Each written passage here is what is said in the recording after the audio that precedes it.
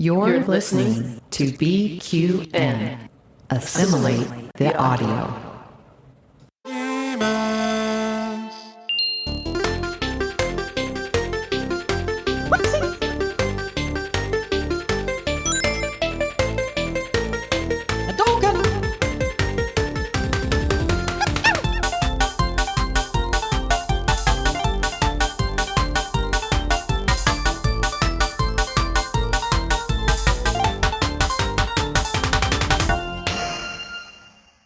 Hi, I'm Mitch. And I'm Davey. And we are the Bargain Bin Gamers. Oh, professional media pass podcasters to the world. to the stars. To the stars. AKA our indie dev friends. I know. That's right, everyone. This is the podcast YouTube show, and that's it. Where we put the gay in gaming. While also looking after your hip pocket. Yes, that hip pocket of yours. I bet it's feeling just well and truly tended to. Well, it's getting ready for the silly season, so I It sure is hope it is. Whoa, we're going to have a silly season with your hip pocket. Don't you love how as gays, we can turn anything into an innuendo? I think, unfortunately, it's part of the passing test of being a gay person, being able to make any random social situation into a joke about having sex. Yeah, exactly. Because hip pocket makes you think of a bumhole. All right. Mine's not like a pocket. Are you speaking from experience? More like a sleeve. Before we begin, we would like to give a big shout out to this show's associate producers, Sam Johnson and Mei M. Yes, I got to see Mei the other day, actually. I know, I'm sad I missed them. I know, you did miss them, but they were in town for PAX, and I did get an opportunity to catch up with them and their wonderful partner. It was so good to see you. Love your work, and thank you for supporting the show, mate. Big love from the boys. And Sam as well. And remember, if you would like to help keep this and other BQN network podcasts coming to you every single week, sign up to be a patron over at patreon.com/BQN. And for as little as $2 to $5 a month, you can also get access to early episode releases, exclusive Bargain Bin Gamer Let's Play videos, and Patreon-only podcasts like Davey's Warp Speed reviews and Reviews? Raggy, and Amy's Math Moments. Sip that Sorry, tea. I wanted some of my tea. It's before lunchtime on a Saturday. A beautiful Saturday at that. And here we are. We've arrived. We are post-PAX. Post-PAX. I know we actually promised you our Bargain Bin Gamer Goes to the Movies as our next episode, but we got shit on. We've been booked, busy, blessed, and burgeoning. Burgeoning. But before we get to what is our main topic of today, which is going to be a big recap of our experience at PAX 2025, PAX Australia 2025 last week, got to ask, Del, what's been going on in your life? Oh my God. What? Spill the tea. What hasn't been going on? Well, obviously PAX was a massive weekend last weekend. And since then, the new Pokemon game has come out, which has completely and utterly consumed my whole life. Other than that, literally nothing. What about you? Yeah, and we're doing a bonus drop this week on YouTube and on the podcast. So we're going to be doing a double episode drop. So we're going to have a little Pokemon Legends ZA should you open up your purse strings for it, but that's coming. It's not a very Bargain Bin game. The question was, what about you and what about me? It isn't fair. Do you want to live? Do you want your share? I do. Sorry to anyone who's international, you wouldn't understand that reference. Well, actually, Shannon Knoll covered that song. That song existed long before Shannon Knoll sang it, dickhead. Oh my God. My age is showing. Let me sip my tea while you talk about what's going on with you. I know. It's been a very, very busy week. I have done 2 back-to-back conferences. I've been editing podcasts left, right, and center. Big shout out to Murray and Over the Rainbow, who have been helping edit his Queer Dads podcast. We just released season 2 of that on Double T Media this week. Very, very excited about that. I've been playing a lot of Hades too. Oh, banger choice. That has been, because I never got into the first one, but that has been taking a lot of my time. Hades 1 consumed me for a period of time, so I get it. Are you finding like the character writing to be really fantastic? It's so good. It's got so much personality, given that it's just still drawings with a bunch of shimmery effects on a screen. Yeah, they added the shimmery effects in the second game. I was like, ooh. Oh, no. I was like, oh, we've got to made so much money off the first game that we're just going to add a little shimmer. But, you know, I didn't get into the first one. I do struggle with the whole, is it roguelite or roguelike? Roguelite. roguelike. With a K. Yeah, I don't even know what it means. Professional gaming podcaster. I've never really got into the whole roguelike thing. I never got into the whole repetitive thing, but I did start to find it quite addictive. Well, I was like, all right, I'm going to give this a go because everywhere is giving it a 10 out of 10. Yep. And I'm glad I did. I'm glad I did because I love being able to just sit down and just do a run through, which can maybe take 5 minutes. It can maybe take up to an hour. Yeah, it's a game that you can sink a lot of time into and get a lot of benefit from. And all the runs, because it's a roguelike, typically are completely different. So it's not like you're playing the same build every time or the same enemies every time. Like, I think it's... Yeah. The replay value is insane. Yeah, there's a different... You have to you can take different strategies. You get the different power-ups and stuff that you like. So, have you got a favorite Greek god? Zeus. Oh. I like the lightning staff. I hate Zeus, but he does have good powers. Well, yeah, because I find I work really well when I've got because there's like the hold, you press whatever button and you get the little circle and the summoning circle. The summoning circle or whatever it is. I played the game. I know what everything's called. I'm 41 years old. I have no memory. I think it's called the hex. Go on. Something along those lines. But anyway, with Zeus, you get the little zappy when people are in the hold. They get zapped with the electricity, and I find that really useful with bosses. The zappy.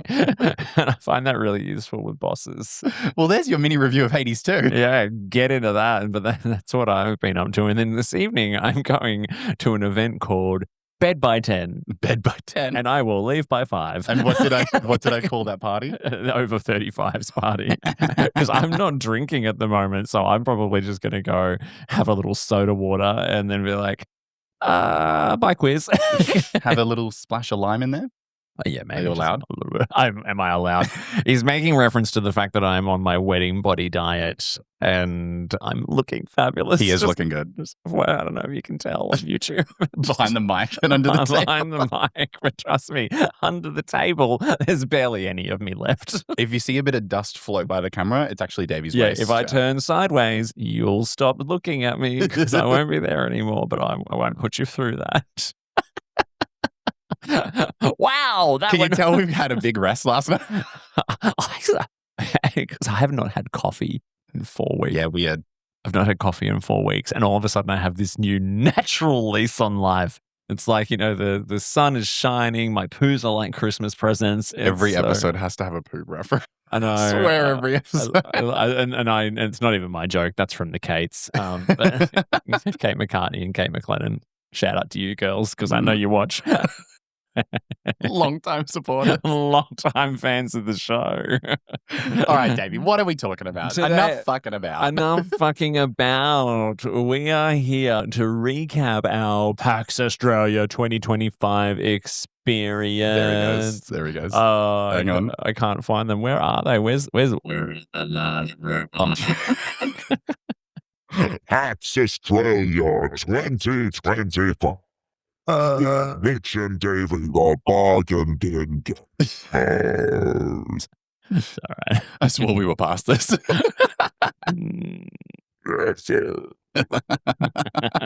So we did it. We did 3 days as invited media. Not invited media, we asked. We begged. Please. No. And what's really funny is it's media passes meant we got to go, we got to cover the event. And we've been putting lots and lots of individual videos up on YouTube of our indie devs that we got to interview, which we'll talk a little bit more about today and play those for you here on the podcast too. But we did have to apply to be media, and I kind of only applied for myself. You sure did. And so I had to beg them to give one to you as well. And then as a little side story, I showed up to pick up my pass and the lady was obviously on about 4 Red Bulls. And she was like, oh, can't find your name on here. Sorry. And I was like, oh my God, Davey, I'm going to punch you in the throat. And then she re-pressed F5 and she was like, oh, found you. I know. As I chat GPT'd that very desperate reply to get you a pass, I was like, geez, it's going to be sad to only have Mitch there on one day. How are you going to break the news to me? No, because we'd already bought passes for the Saturday, which they very kindly refunded. Thank you. Which was lovely. But yeah, it was 3 days. And we got some lessons learned from it, which I think we'll cover off later. But we're gonna step through day by day, and then when we get to our third day, we're gonna play for you our indie interviews as well. So this might be a little bit of an extra long edition of the pod today, but extra long, extra thick. You love us, and that's why you're here. Extra thick hip pocket. Yeah, and some could say maybe on the Patreon it could be even uncut as well. I know that's the rage at the moment. Uncut hip pocket. I was talking about the long, thick, uncut video. Oh, that one. There okay. we go. Awesome. Speaking All right. of innuendo. In your window. All right. So let's start with day one. Mm-hmm. Day one was probably one of our favorite days, I would say, because day one, what did we get to do? We got to go in an hour before the gen pop, the general population. Yes. And help ourselves to whatever we wanted.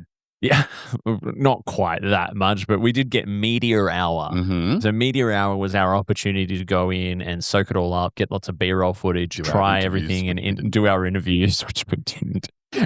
Now, we could have had a very good opportunity to interview lots more devs with a lot less background noise, and I do apologize for that when you get to the interviews. But what did we do instead for the whole hour? Listen, I'm a simple man, and I needed to play the demo for Pokemon Legends EA.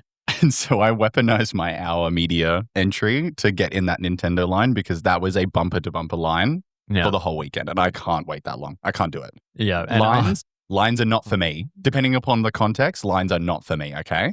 I cannot wait in a line to play a video game. End of story. So, especially the Nintendo booth, they were pretty chockers while we were there. Yeah, they were pretty chockers after that. And I stood in line with him. I mean, we got in straight away. We're in that line for less than 5 minutes, I think, given it was media hour.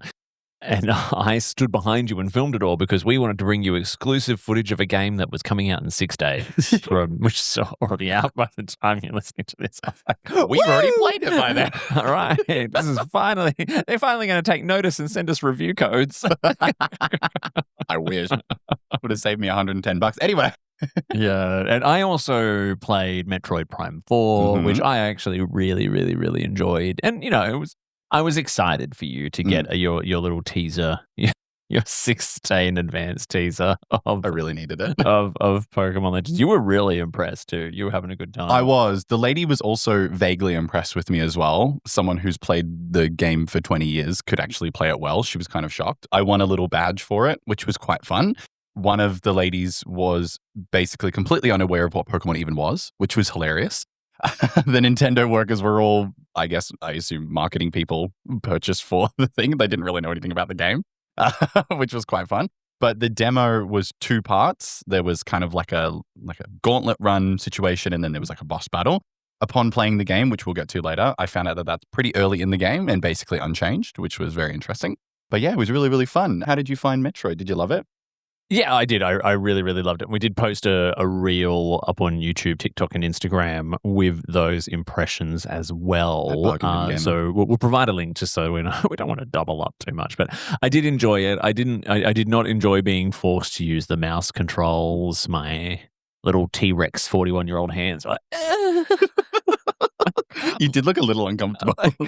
Did you have one down and one up to aim? Yeah, one down. Because I put both down and I'm like, I'm ready to play. And the guy's like, oh, you need to pick one up. I'm like, didn't you try and pick both up? And they were like, oh, no, you have to play it like that. You could pick both up and you could play like Wii style, which I thought was better than the mouse. Probably would be. I thought the motion sensor for targeting was better than, because it's so small compared to a mouse. It is very tiny. And it's just, and I've never been that kind of, I was never a PC gamer, so I've never really kind of gotten used to the first-person shooter experience of mouse and keyboard, which I know those who grew up on it claim it is the superior way to do it, but no. Not for us, not console for us, noobs. Not for us.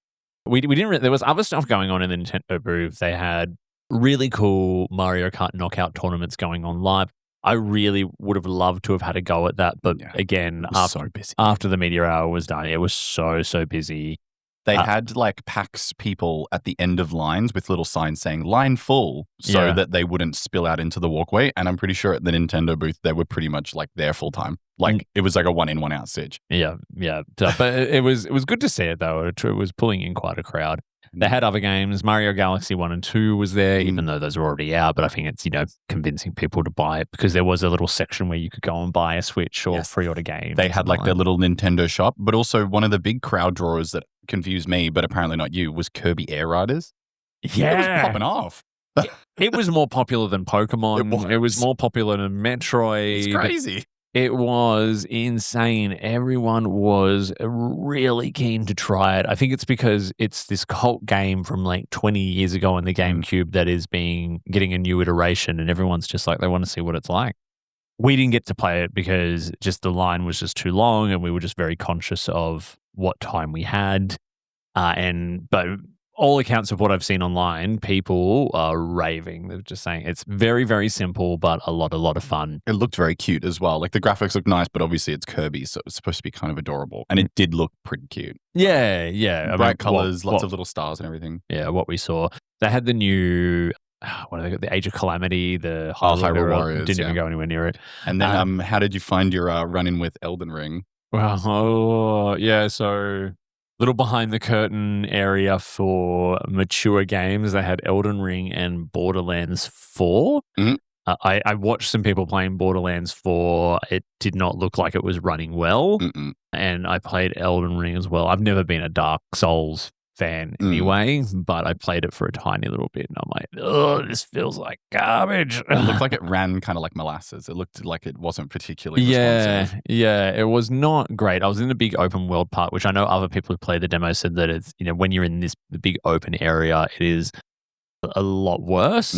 I mean, it looked okay, and I was probably more frustrated because I was trying to ask the guy who was standing next to it when it's due out on the Switch too, and he kept insisting it was already available. I'm like, dude, it's not. And he's like, yeah, no, all the first party games are already, like, this one already out. I'm like, it's not a first party game.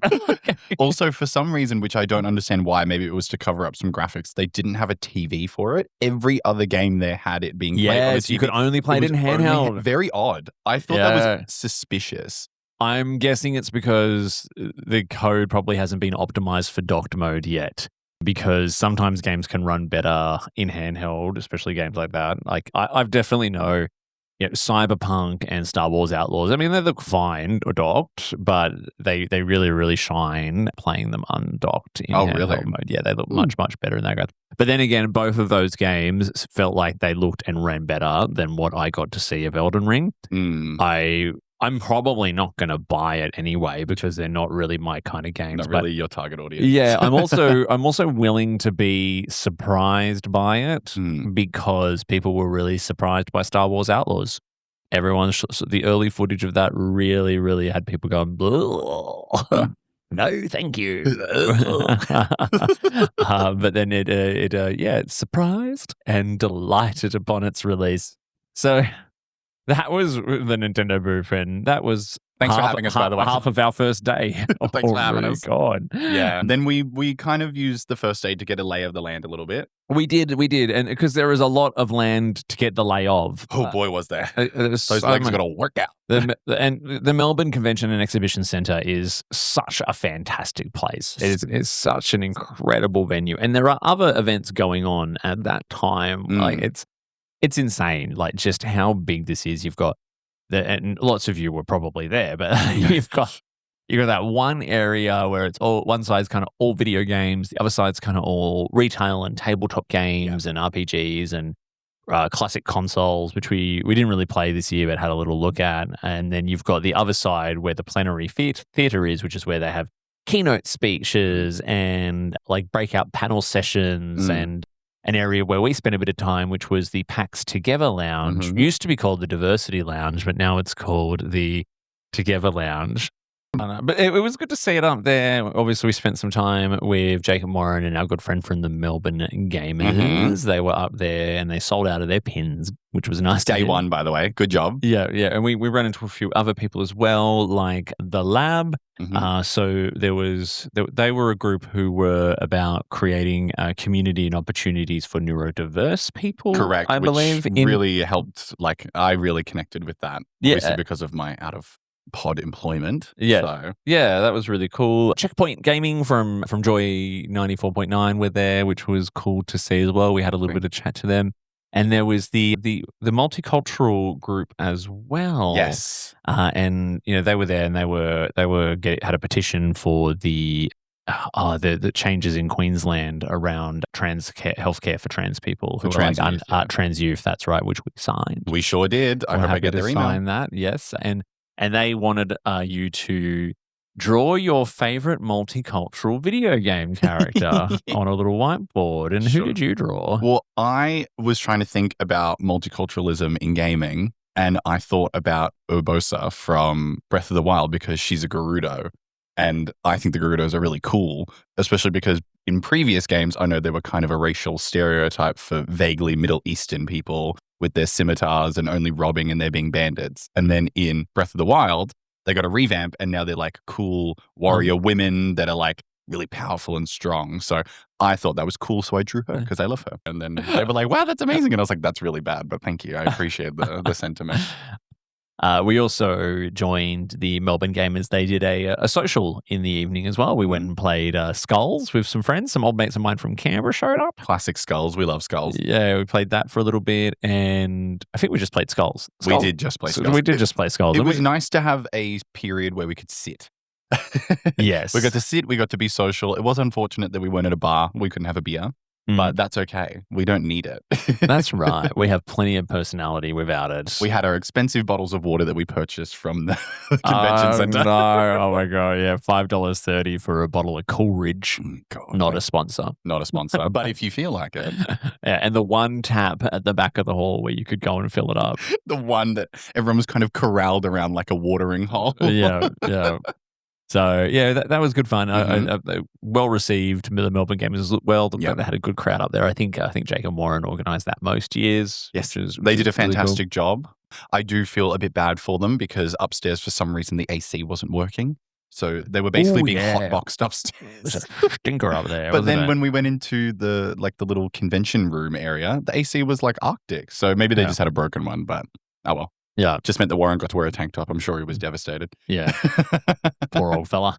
And that was pretty much day one. I mean, we probably left around about 6:30. It does go on well into the evening, but we were buggered. Mm-hmm. The only other thing that we did manage to do on that day, which was our meditative part of the day, was we got to paint our little miniatures. Oh, I forgot about that. Yes. I was drawn to it because the guy at the front was kind of hot.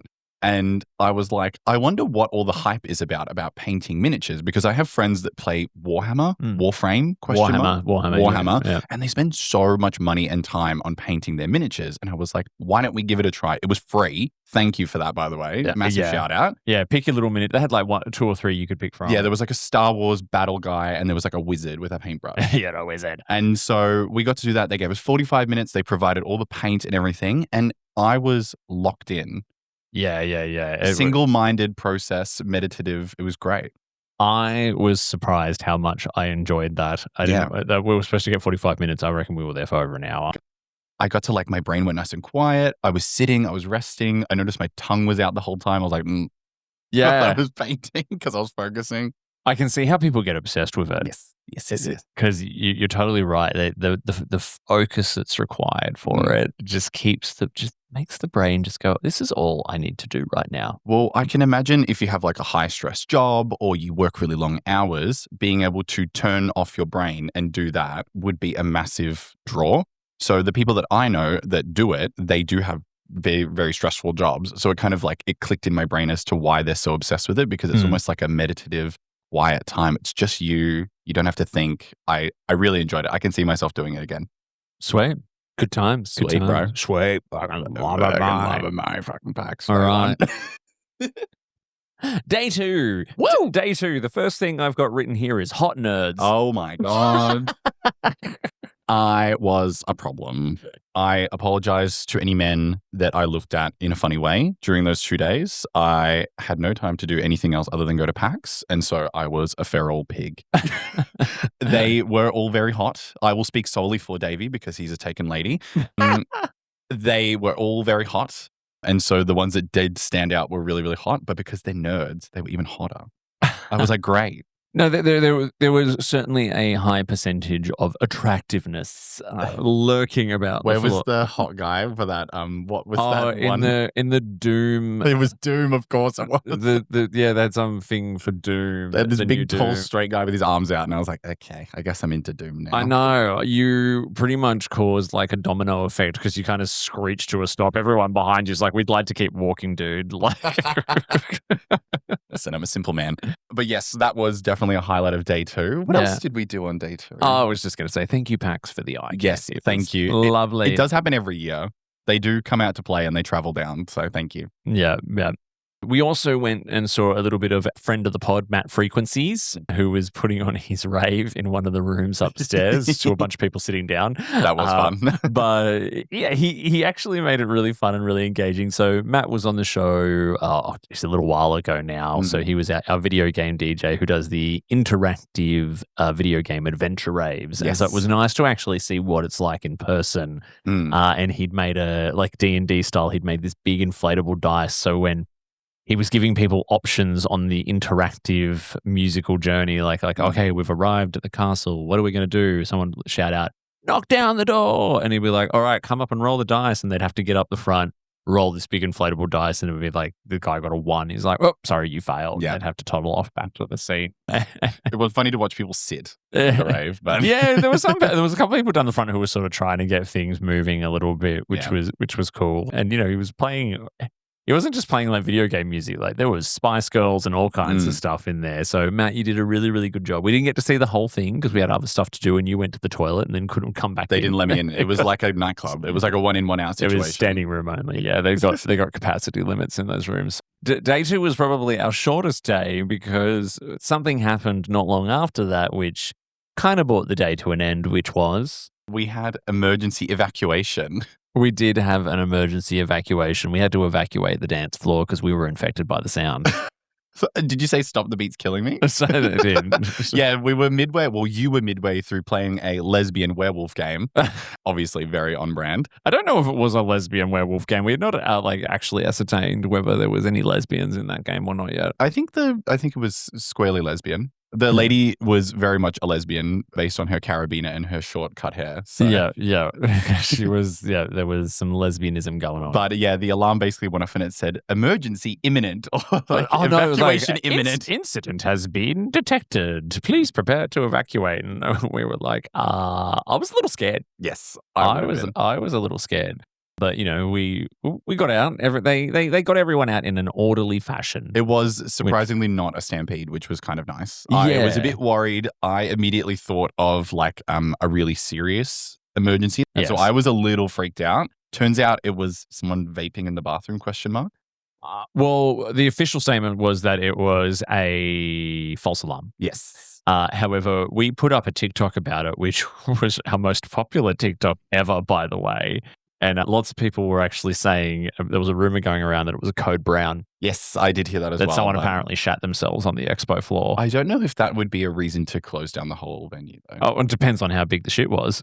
True. And based on some of the It could be like a biological hazard. Based on the BO of some of those people, I would counter shit as a possible biohazard. Yeah.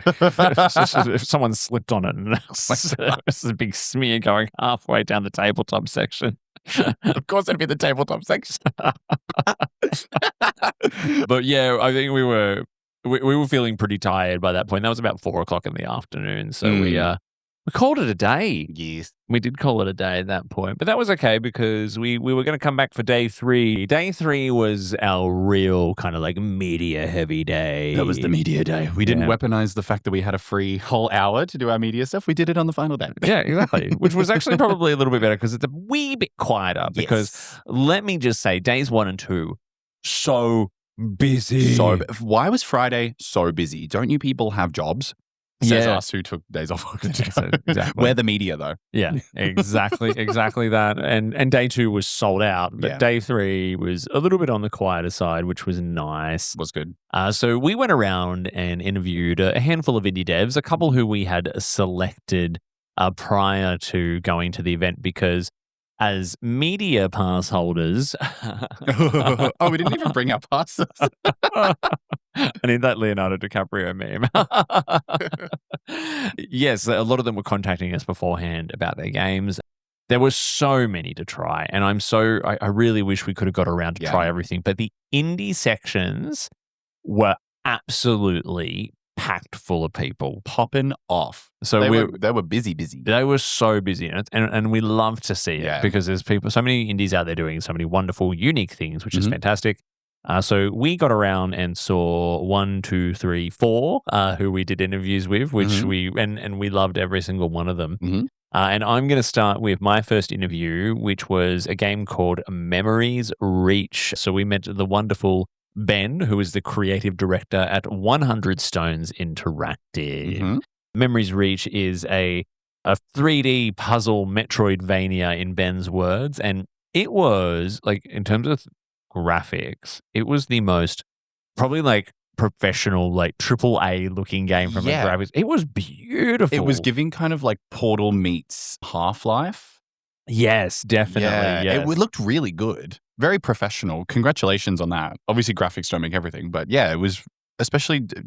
Did we figure out, was it just him making that, or has he got a little team? I think he had some people helping out with other bits and pieces, but he was largely doing it solo. That's crazy. And look, I think the best way to get you across it is to hear from the man himself. So here is my interview with Ben from 100 Stones Interactive. Let's go. All right, I'm here with Ben from 100 Stones Interactive, and we've just played Ben's game, Memories Reach. Ben, how you going? Doing well. How are you? Yeah, good, thank you. So tell me, I mean, I've just played it, but I guess for everyone who doesn't know, tell us a bit about Memories Reach. Cool. So Memories Reach is a puzzle and exploration-focused Metroidvania. First-person, sci-fi, very much about exploring a world, solving puzzles, gaining new abilities, which will then unlock more of the world and more puzzles to solve. And so just gradually expanding and unlocking this interconnected world as you go. Is there a story to it at all, or is it purely just puzzle solving? Now, there is a story. The story is sort of told very organically and very much about you discovering things as you go, right? So you'll find narrative pickups will give you very explicit plot information about what's going on, or you can like scan parts of the world to learn a bit of lore and a bit of history of the place and what's sort of going on and kind of piece together the story yourself as you go. And are you a solo team for this game, or have you got some other people working with you? Yes-ish. So 100 Stones is a solo company, but I am working with other people. So I got an audio engineer, sound designer, composer, and a narrative designer as well. So I'm doing all the art, programming, game design, everything else. And yeah.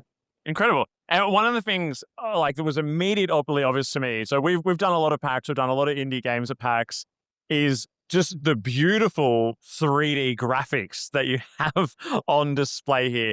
How important was it for you to have that kind of visual flair and that visual style? What was the inspiration behind that, I guess? Well, it was definitely my vibe. My background is a 3D environment artist. It's what I was doing before I was making my own games, right? Yeah. So I came from that background and then taught myself programming in order to make my games. So I definitely lead into that as just my interest, right? I like making really detailed environments. So that's what I make. Yeah. I base my games around that. Yeah, and you've got it coming to, I noticed you said it's coming to like PC, Steam, and consoles as well. Is that correct? Yep, I do want to bring it to consoles. We'll see which ones. I'm very keen to get it on Switch too. Other consoles are certainly possible.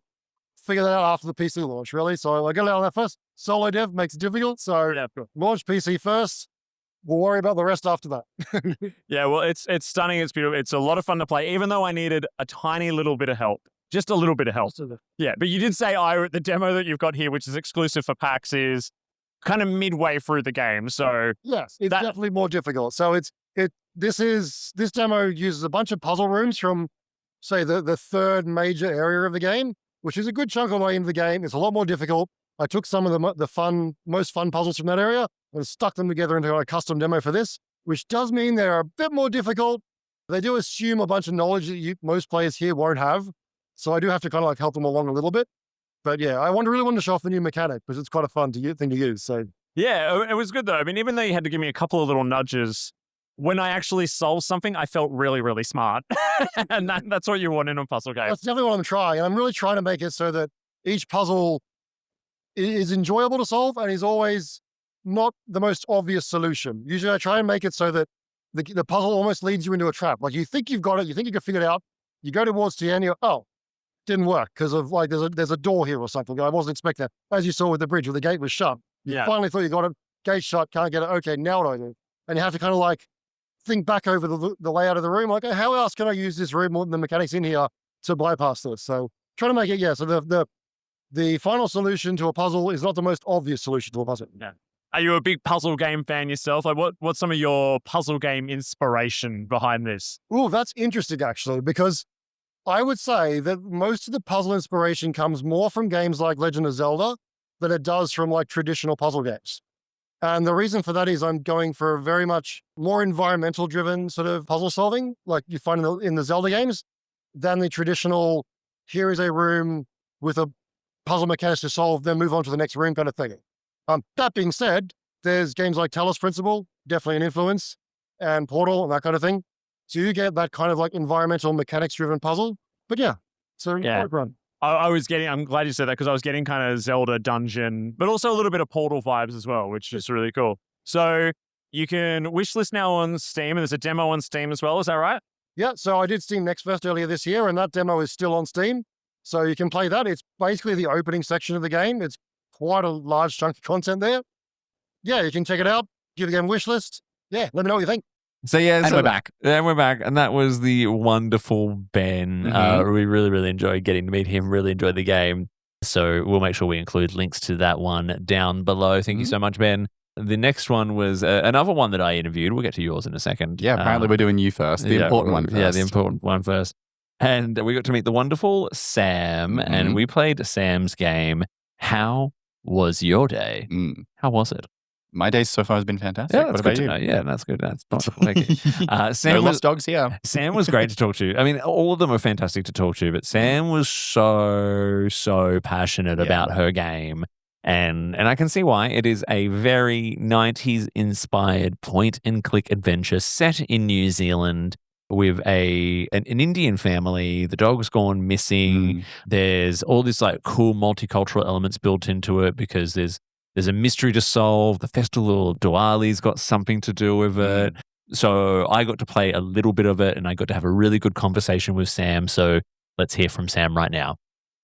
Hello, Davey here on day 3 of PAX Australia in Melbourne, and I am here with the wonderful Sam from Mad Carnival Games, and I've just played Sam's game, How Was Your Day? A point-and-click adventure where you are out to find Beans the dog. But I won't give you the full synopsis. Sam, tell us a little bit more about the game. Kia ora.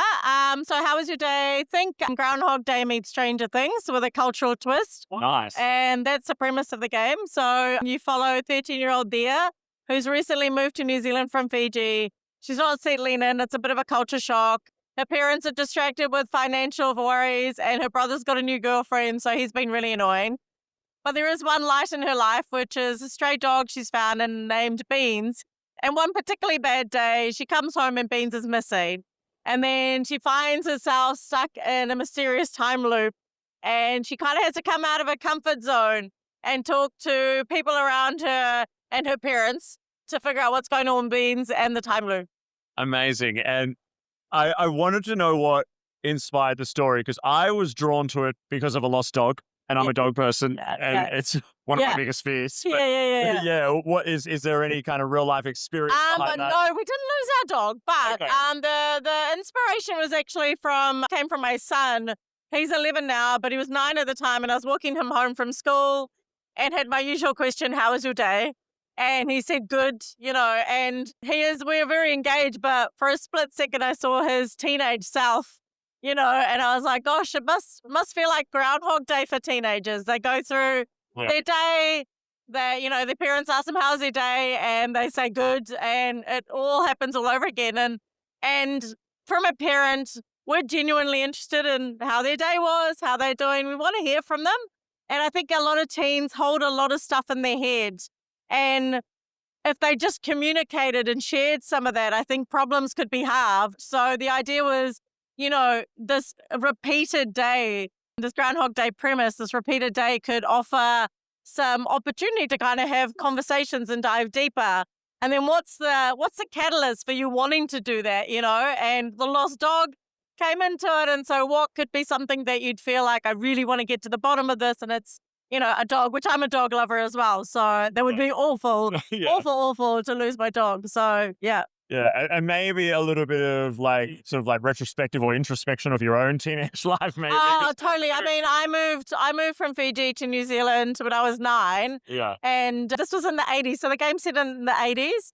And it was definitely it wasn't traumatic at the time. And even now I don't feel any trauma about it, but I kind of think back and go, gosh, it was a real culture shock, and our world is very different now, and our son doesn't have the same problems, but there's a lot of that goes into the character of, just a lot of the kind of uncomfortableness and embarrassment she feels being different to everyone. And so that kind of plays out. And so there's a big cultural element to the game. It's set the day before Diwali in 1988, and that plays into the game as well. Yeah. Yeah, I was going to ask if there was I noticed there was some Diwali in there, and the main character's like, oh, I love Bollywood. There's the Bollywood calendar. Really, really cool. Yeah. And the point and click aspect of it. Why point and click? I mean, I'm a child of, the 80s and the 90s, and point and click is my favorite genre. Probably really because I'm really useless at using controllers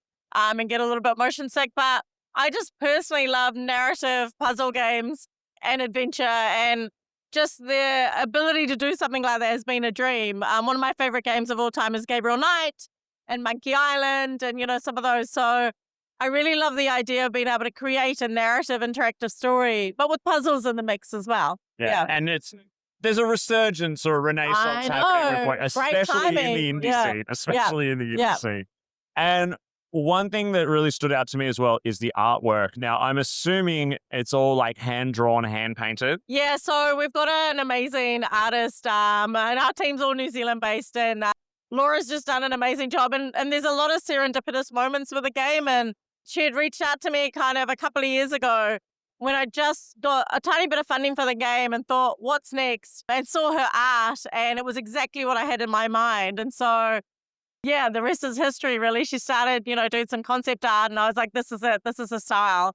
And I did early on consider Pixel, but I was like, I want to do something really different, and I wanted to showcase New Zealand. So I really wanted to share the beautiful vistas and landscape of Aotearoa.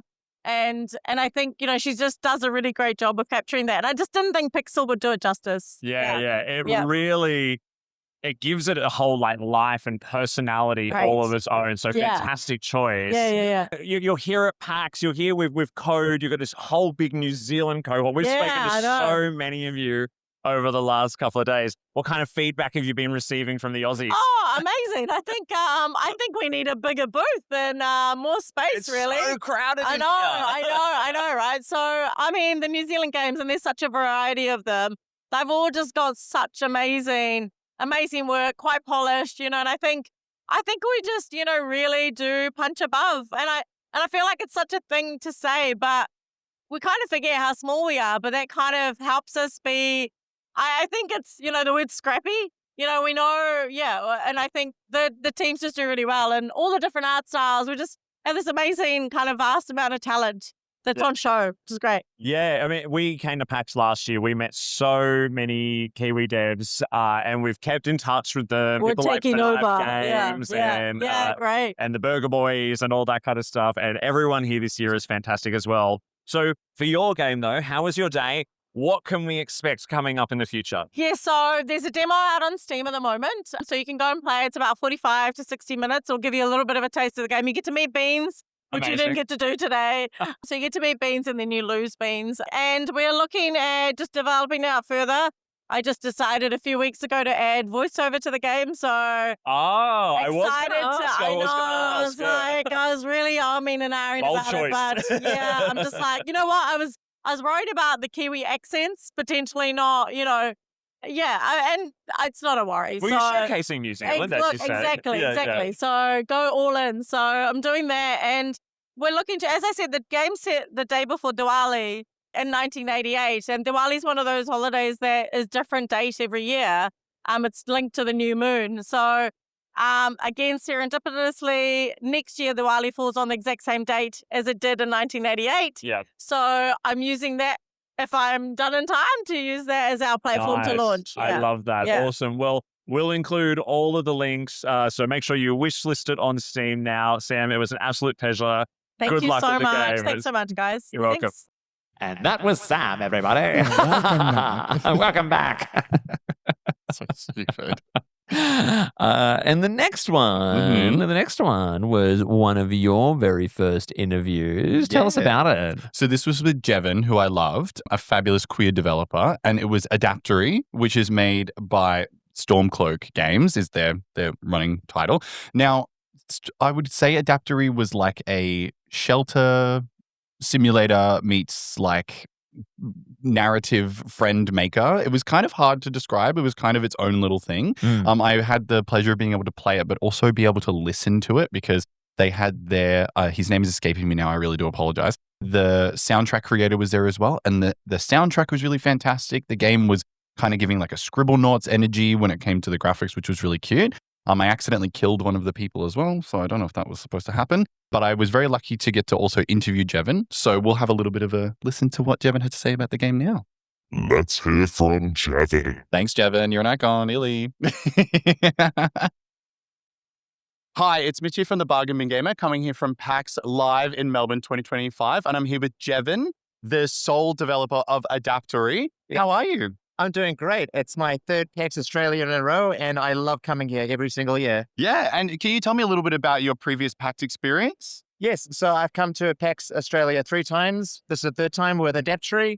All 3 times being supported with code, which has been a really lovely experience. Yeah. We get to see the game in front of players, get to meet new fans. It's just a wonderful time. Yeah, fantastic. And speaking of the game, I had the pleasure of being able to play the early demo of the game, the alpha. Yes. And I notoriously accidentally killed someone already, so I'm probably not the perfect play tester. But can you tell me, for our listeners and our watchers, can you tell us kind of like the elevator pitch? Tell us a little bit about the game. Yes. So Adaptory is a 2D base building simulation game where you're looking after 4 explorers that have crash landed on a planet. And you have to help them get off the planet by digging and building, collecting resources, research, and automation. And in the process of playing Adaptory, you learn about where did they come from, which planet did they come from, where were they going, why did they crash land here, and what is this alien civilization that they've uncovered? Yes. Yeah, it's definitely more than just like a bunker simulator. I was playing it, and obviously there's the resource gathering and there's the objectives, but the characters themselves have diaries that they get to write, so you get to learn a little bit more about them. Yep. Where did that idea come from instead of it just being a basic base builder to having almost more like a character-driven aspect? Yes, so I love base building games and simulation games. I played all of them for hundreds or thousands of hours. And I found that there was always a point in base building games where you stop caring about your crew, you stop caring about the characters when you get like 10, 20, 30, 100 people. Yeah. And so I intentionally tried to make a game where you care about the characters. Yes. So you start off with 4 characters and you're limited to 8. Yes. So that means that the characters needed to have much more of a character development. So all the characters have one of 9 different personality types, and they have conversations with each other to learn more about what's been going on, and they have diary entries so you can learn more about the backstory of the world. Yeah, definitely. And in terms of the story, obviously it's fairly creative. Where did that come from? Have you always been like a massive sci-fi buff, or? Oh, goodness. I mean, I grew up with Star Trek, Voyager, and DS9, but I met Cass through musical theater, and I asked Cass, like, I'm really struggling with story, and she came on board and she came up with this entire universe of like, here's the last 3,000 years of history in this world, and here's all the different components of the backstory, and she's really gone to make this incredible universe. Yeah, that's amazing. And in terms of the graphic style, it's really, really cute. I hazard to ever compare games to anything, but it was kind of giving me, I don't know if you would remember Scribblenauts. Yes. Oh, it was giving me such cute Scribblenaut energy. Yep. Can you tell me a little bit about the design of the game? Like, why did you pick that style? Yes. So originally when I started making Adaptory, it was a very gritty style. And I found that the gritty art style with the heavy complex simulations, it wasn't very fun. So I actually met my artist on Twitch. Their name's Care. And we worked together since then to redo the art in a really colorful, playful style. And that has made such a big difference because now the game is fun and joyful, but there's also that deep simulation and complexity to learn from. Yeah, definitely. I found the characters really cute. I did feel a bit bad. I accidentally killed one of them in my pursuit to get them off the planet, but, got to crack a couple eggs, I guess. Yeah, no, it's a game about learning and exploration and discovery. And in terms of the soundtrack, obviously, I know that you've outsourced the soundtrack to one of your co-hosts here at the event, Sai. Can you tell us a little bit about what his creative process is or why you decided to choose Sai for this project? Yeah, so I met Sai at a game developer conference about 3 years ago. It was my first game developer conference, and I met Sai, and I listened to his work, and it's just this incredible emotional experience that he develops. He's very orchestrally based. Yeah. He's worked for the New Zealand Symphony Orchestra. Oh, wow. And I'm so lucky to get to work with him. And the soundtrack is out of this world. There's also a day-night cycle. So as the day turns into night, the music changes from this upbeat, bright soundtrack to this ambient soundtrack really seamlessly. And it always blows me away. Yeah, that's really exciting to hear about, like, his wealth of talent. And it definitely shone through in the music that I heard. It was almost like haunting but calm. Yes. I was very calm while listening to it. It kind of gave me the time to breathe. But then it was also a little bit like I felt a bit anxious, like I had to be somewhere. So I had to get off the planet, obviously. Yeah, so it's a combination of keeping players engaged for a long time, but also not stressing them out, but also helping players get in the zone as they explore this world and come up with these creative solutions. Of course. Now, in my demo, I had to try and send out a distress signal. Yes. Can you give my listeners and my viewers a little bit of a heads up? Would you say that the demo that I played was 40%, 10%? What kind of stretch would you say it is? Yeah, so the demo is about 30%, 40% of the early access, which is coming out at the end of this year. Oh. And early access is somewhere between 20 to 40% of my plans for 1.0. Amazing, yeah. So, and there's a lot of content to play in just the demo. Yeah, it had a very holistic game style as well. It was a lot of crafting, was a lot of building. I liked the idea that we had to treat our bunk people like humans as well and give them somewhere to sleep. That was quite nice. And was there any other writing aspects that you had a bit of trouble with when you were making the game? It has been a challenge to how do you expose the relationships between the explorers? Because they all have friendships and less friendships and how we've done so far is that if their best friend dies, then they're like mortally wounded for a long time. Oh, no. If their worst friend dies, then they're like, sure, whatever, let's go and do a thing. Yeah. We're still working on that. And as we go through 1.0, we'll be developing the skills and the trace and the relationship building even further. Yeah, fantastic. Yeah. Well, it was a really, really fantastic demo. Obviously, if anyone wants to support them, where can they find it? Yes, so we have a Steam page. It's called Adaptory. There's a demo on Steam available right now. This is the last demo before we go into early access, and we're going to Steam Early Access at the end of the year. Oh my God, I'm so excited. We excited. also have a fantastic Discord community of lovely people where we get to share new builds of the game. So please join us there as well. 100%. Well, we'll make sure that they're in all of the end of episode notes and down in the YouTube description for everyone to follow. I really, really hope they do support it because this was a really, really fun game. Thank you so much for your time as well today. Thank you, Mitch. Oh, you're very welcome. Yeah. And everyone, catch them on the Discord today or whatever you say at the end of the video. Bye. All right, that was really, really cool. And I have also since downloaded the demo and played it on my laptop here at home and had a lot of fun. So again, link to that one in the episode description. And remember that the early release is happening very, very soon as well. Correct. I'm super excited to Did see. Did you collect a lot of dirt? I did collect a lot of dirt. But it was very charming, very fun. But also, I could see what Jevon was saying. I actually did genuinely care about the characters through like the diary entries and all that. I was like, oh my God, I killed one. Which was very cute. It was very cute. And then we got on to, I think, which was, you were so excited to play this. So excited. Yeah. So what was it? We don't have the brochure with us, I don't think. You're holding the card in your hand. Yes, but I have the card. So this was a game that from Friday all the way through to Sunday, it was back-to-back people waiting to play it. We found out it was vaguely because the demo was kind of long, which was quite funny, but also because the game was really, really fantastic. And it was called Middle Management, which is done by Headplug Games, specifically the sole developer, Jack.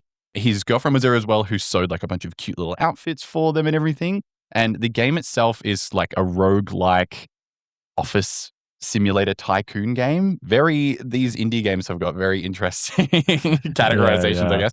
But it was so much fun to play. Obviously, roguelike has come up again in our conversation, but you basically you act as like a little alien and you get to basically make the most productive office possible at the sacrifice of your employees, which is hilarious. Very tongue-in-cheek, a little bit creepy, but also very silly.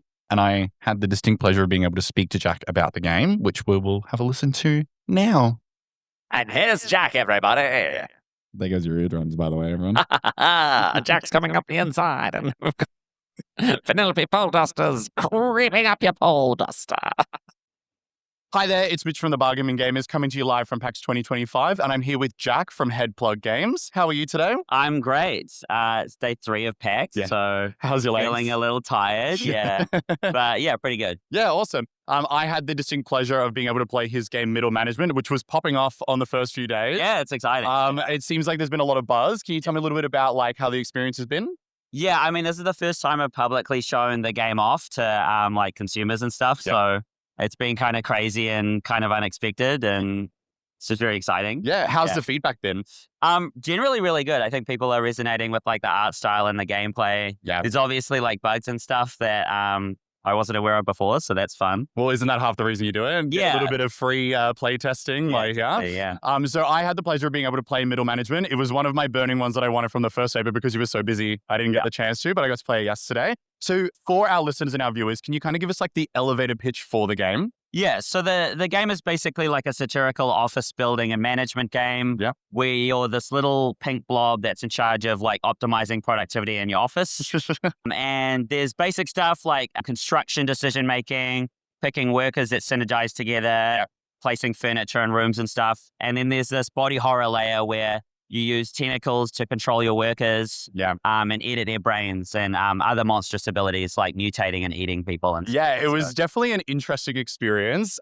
I was drawn to the art style originally. Can you tell me a little bit about how that came about? Because it's kind of like cutesy, but it's also the humans have no distinct features. So it's obviously the focus isn't about them. So yeah. I think there's some like really like obvious inspirations. Like I really like some of the art styles from like Mini Motorways, for example, and a couple other like kind of low poly, awesome like art games and stuff.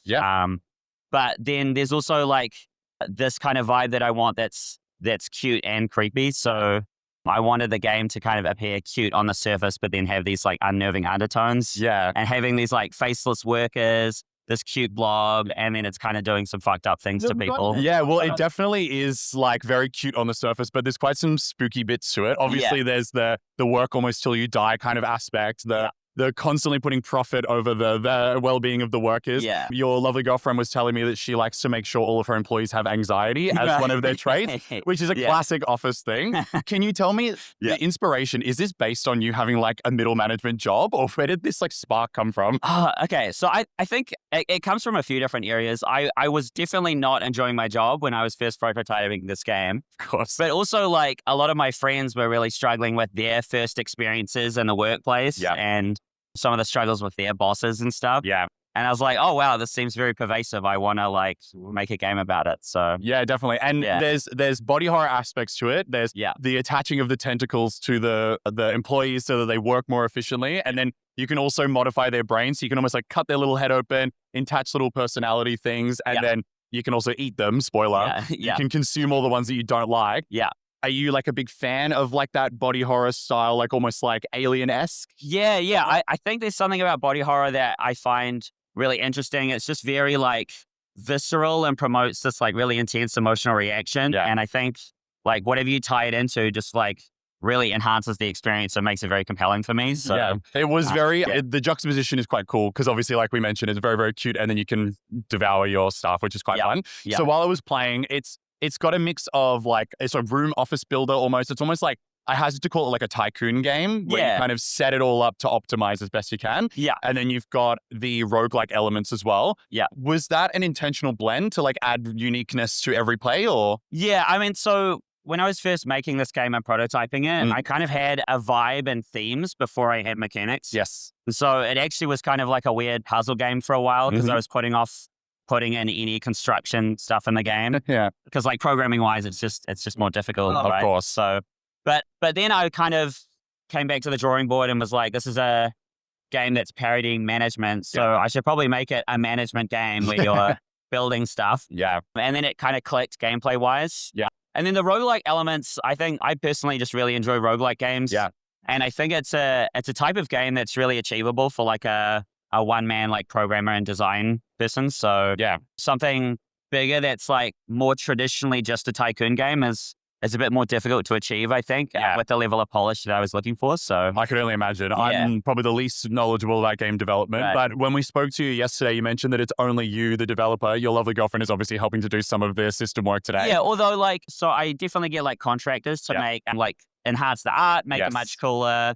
Sound design and music is done by David Mason. Art's done by Renee Harris. And I've got a narrative designer that writes funny jokes for me as well. Of course, it is quite funny. I will give it that. The art style in kind of like the 2D section is pretty spooky, which I think is obviously intentional. Yeah. Everyone's a little bit creepy. And then the writing is quite funny. It's very tongue-in-cheek about like office culture. Yeah. But how do you manage being a lone dev, I guess you could call it? Like, is there like a dev life balance that you have to juggle? Yeah, I mean, I think like one important part is having a lot of like game dev friends that you can like talk to and get advice from and support from. Like we have a really cool community in Christchurch that makes it like so much nicer to do game dev. And it gives you like an opportunity to work with other people on their games too. And you can like just learn a lot from that collaborative process that I wouldn't really have without the communities. So, that's awesome. I can imagine it helps sharpen your skills and kind of round them out a little bit as well. Yeah, for sure. Yeah. It just, you learn way more lessons when you talk to other people. So. Yeah, of course. Yeah. And in terms of the game,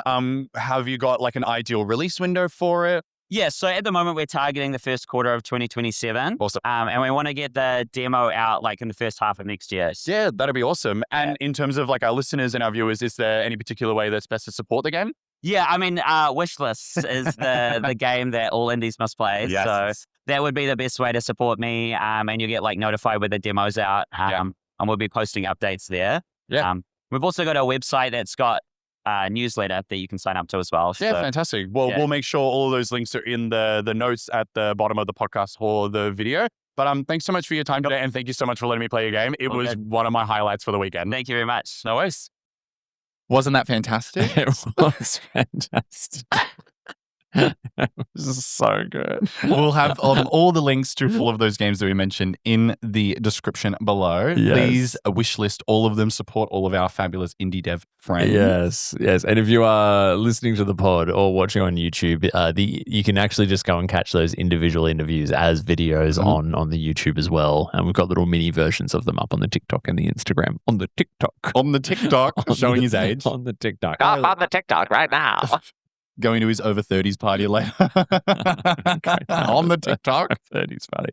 Now, what was funny about all of the people that we interviewed, apart from Ben, all of them were from not Australia.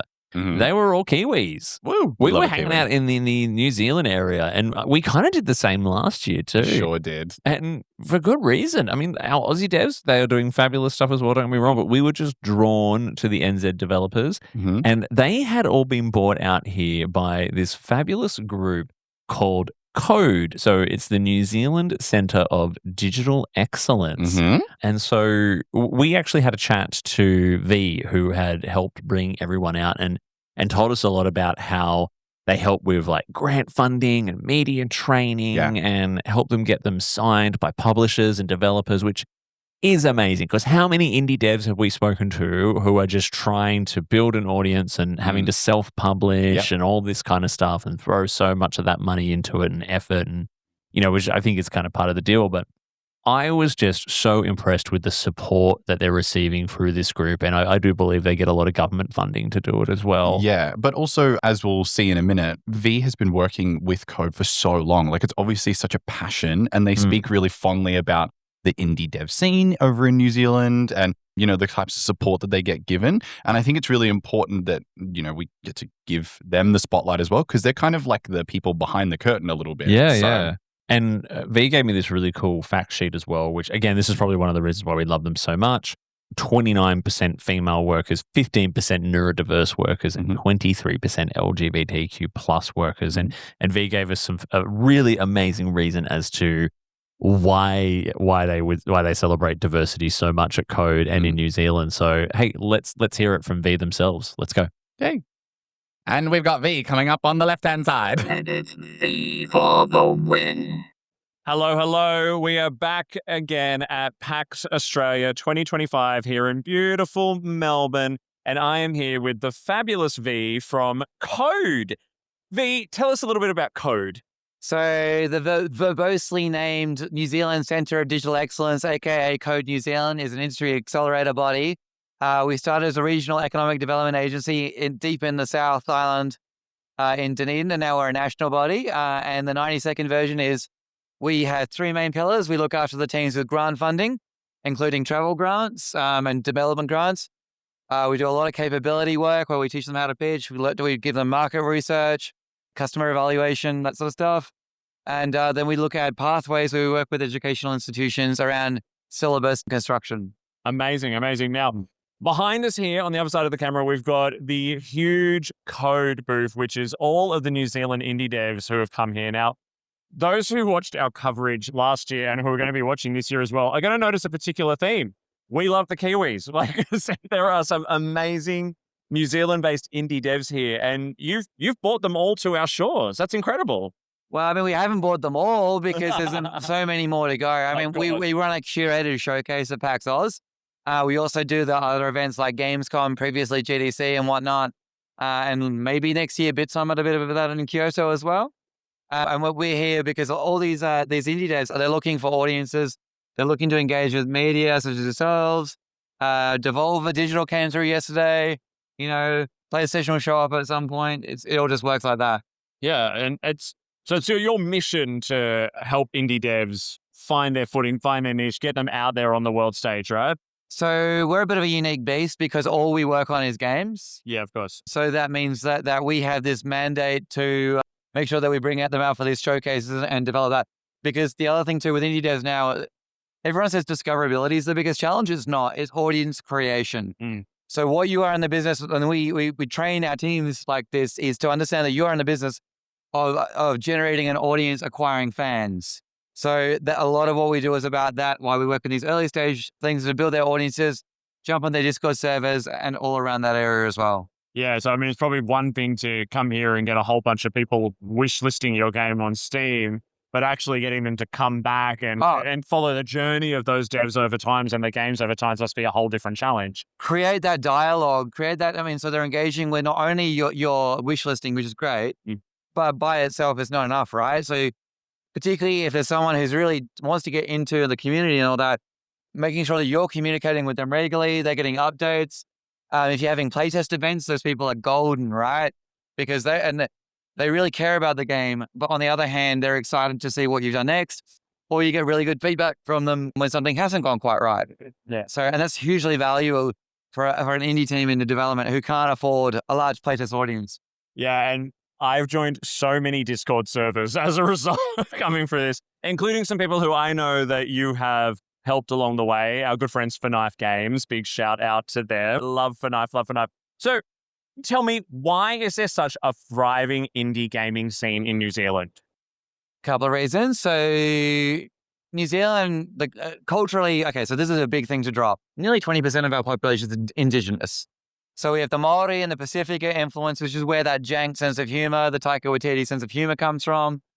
There is an innovation born of that isolation, which is a theme here in Australia as well. But I mean, we do our own version of that. The other thing too is, I mean, obviously we enable the teams not just to think about, what's a good piece of art, but what they can sell commercially and build their team and build a sustainable studio about that. And what that does in a community is that creates institutional knowledge. And we're very good at building this community, making sure that we hold them in New Zealand. And so they come along and mentor the next generation as well. So one of the big things that we're shifting to now is to build pay it forward mentorship into structures. And then people were doing it before, we're just measuring it now. So it's all about that rising tide. So within Te Ao Māori, which is the Māori worldview, we all get there together. We all come as a community. If you get one of us, you get all of us. I love that. And there's a fabulous diversity that we're noticing as well. So we are the Bargain Bin Gamers, GAYMERS, and we do love to meet queer developers and queer creatives in the video gaming space. And there's certainly, you've got a lot of that going on, and not just in the queer community, but it seems to be a very diverse group you're bringing through in general. I'm imagining that's quite intentional. It's just how it is. So we've got a country of 5 million people, right? We cannot leave people behind. Absolutely. So we over-index on helping women founders get in. Obviously, very LGBT friendly. We're KPI'd on our Māori and Pacifica participation rates. But it's kind of built into what we do. Over half of Code's board is actually Māori. So we take that philosophy. It's hardwired into everything that we do. It's not an afterthought. It's an everything thought. And then, of course, with a country of 5 million people, you have to make sure neurodivergent developers have a pathway. You have to make sure that that anything that we can, physical ability, wherever possible, we try and facilitate that. Yeah, it's amazing. And I guess for any of our New Zealand listeners and viewers out there who may be wanting to get involved, how can they go about doing that? So nz-code.nz is our website. Start there. There's an information email link. I'll answer your email because it comes to me. And then we've got our content managers across the country as well. We have full-time reps in Wellington and Auckland. And I typically manage a lot of the South Island stuff, but we do look after Christchurch as well. But everywhere from Invercargill to Northland, you will be covered. Just come in and have a chat. Obviously, we are focused around commerciality, so we're not sort of an arts game company. However, it's surprising the teams that do find some success, and then, of course, then they have their art project that they want to work on as a sideline as well. So you can make those games when you've got money in the bank, right? Of course. So that's exciting too. And the other thing too is by default, because we're encouraging more Māori developers into the industry, we don't just have to make cultural content. But we are getting more cultural content made because, again, we've just encouraged them and we brought them into the fold.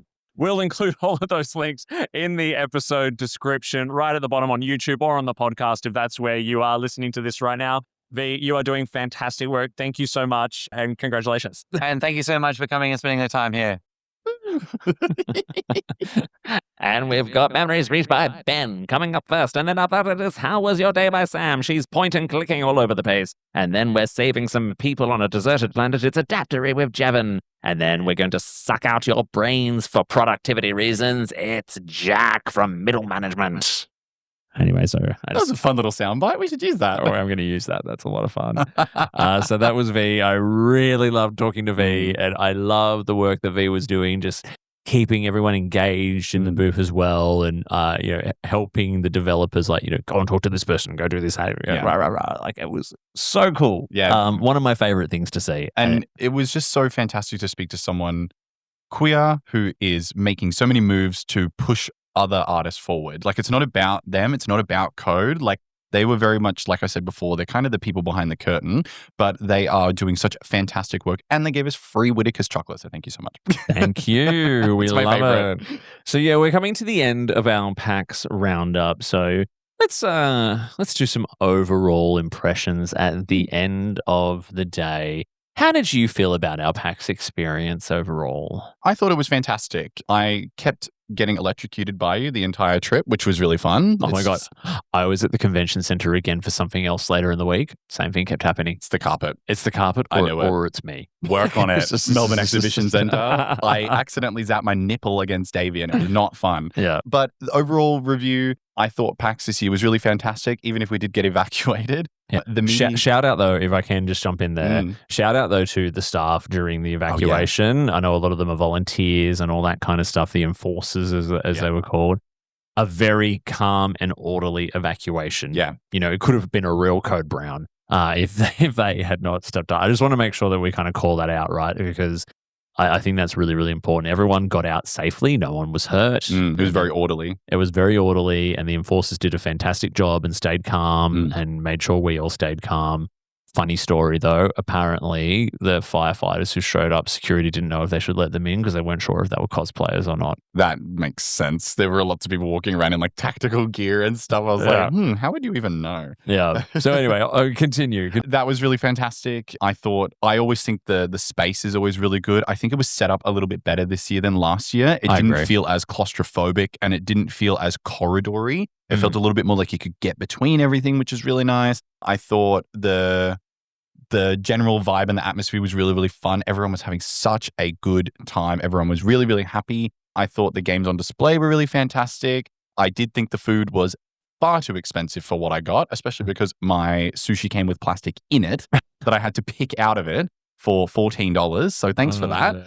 But yeah, other than that, I had a blast. The only thing I would probably say upon reflection, and I'm sure you're going to touch on it more, is next time we go, because we're media now, I think we should probably plan out the trip a tiny bit more, because it meant that we were kind of working every day, and it meant that we didn't get to have fun. do too much off time. Yeah, we had fun, but we still had fun, but there was definitely no off-camera time where we could just be a little silly. So maybe next time we can weaponize our media passes a little bit better. It'd be nice to go for a day and not have to take all the microphones and all that kind of stuff and just enjoy it. Yeah. I was thinking that too. I was like, all right, next year we definitely have to go, all right, we take advantage of that media hour. We do all our media on that first day and then just, keep the equipment handy on the other 2 days. Yeah. Because one thing I know we didn't really do is we didn't really go to any panels or anything We didn't have the time. Yeah, and they're difficult to cover as well from a media perspective. Like we wanted to be interviewing people and all that, and I'm disappointed we couldn't do that because I've been to PAX before and been to the panels, and especially because you get so many by like really cool queer people and all that kind of stuff as well. It's a shame that we just couldn't get to go and experience that part of the event. I will agree with you. The food inside the convention center hall, so expensive. Again, I was the same. I spent like $15 on like 6 little pieces of sushi. But, and that's nothing that is exclusive to the Melbourne Convention and Exhibition Center. You'll get that at any big event. Shout out to the General Assembly. The General Assembly and the boat builders, the delicious salmon. And at the General Assembly, that hot British guy with blonde hair that works behind the bar that was kind of flirting with me, message me. Yeah. I'm serious. If you're watching. If you're watching, please. And we know you are. Yeah. No, I agree. And I'll probably just wrap up by saying that I just think that PAX is just a fantastic, fabulous event. We are so blessed that since 2017 now we've been getting it in Australia, or maybe even earlier. Probably, yeah. We are, we have not from like a gaming and like pop culture and nerd perspective. We have like other events like Supernova and all that kind of stuff, and they're really, really good. But like this international event, it's like one of the only ones in this area that actually comes to us here in Australia. Yeah. And there's clearly a market for it because it was sold out on the Saturday. There's tens of thousands of people there. The other convention or conference I was at the same center a few days later, I kept running into people who were just like, oh my God, you were at PAX. Like all of Melbourne was there, and it attracted so many international visitors too. I was talking to people at this other conference who were visiting from the US and Europe, and they were like, oh my God, PAX is here in Australia, and they bought tickets on the Sunday and went. Yeah. So kudos to PAX for continuing to support us here in Australia and to bring us this fantastic convention. Yeah. We love it. I'm going to echo what Davey said. I think that we're very, very lucky and we're very blessed to have something like PAX. And obviously, please keep up the fantastic work. And thanks for having us, by the way. Yeah, thanks for having us. Big shout out. Just fine. Like, just us. Just us. Just like us. everyone else. Yeah, exactly. No, it's good times. It's good times. Well, we'll just have to wait for next year. Oh, can't wait. Can't wait. Well, that's pretty much it for us. That's our PAX recap. We hope you enjoyed it. And remember, there's lots and lots of extra content on YouTube and on our socials. Please go and check that out. And stay tuned for the double drop this week, which is going to be our little impressions or first impressions review of Pokemon Legends Zui. But until next time, I've been Davey. And I've been Mitch. And we've been the Bargain Bin Gamers. It's the Bargain Bin Gamers coming up the inside and getting up your hip pocket. Don't you love it? And don't forget, we utilize past tense apparently when we finish these videos now. We've been the Bargain Bin Gamers. We've been the Bargain Bin Gamers, and you love it.